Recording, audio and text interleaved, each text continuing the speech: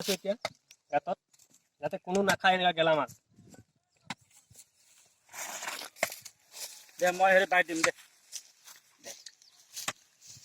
এইফালে দেখা ৰাইজ আপোনালোকক ইয়াৰ থ্ৰুৱেদি এটি মেছেজ পঠিয়াব বিচাৰি আছোঁ।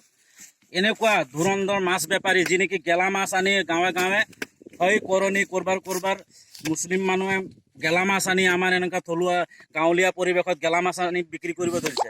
গতিকে ৰাইজ সজাগ হওক আৰু সজাগ হৈ এই মানুহখিনিক অন্তত আপোনালোকৰ গাঁৱৰ পৰা বিৰত থাকিবলৈ দিয়ক। সিহঁতক গাঁৱত সোমাবলৈ দিব।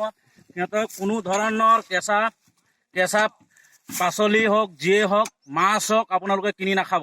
অন্তত এই চৰকাৰে বান্ধি দিয়া লকডাউনত আপোনালোকে সজাগ হৈ থাকক, ঘৰতে থাকক। কোনো ধৰণৰ এনেকুৱা সামগ্ৰী আপোনালোকে ক্ৰয় নকৰিব যাতে আপোনাৰ লগতে গাঁওখনৰ সমাজখনৰ যাতে ক্ষতি নহয়। এয়া আহ্বান জনাইছোঁ।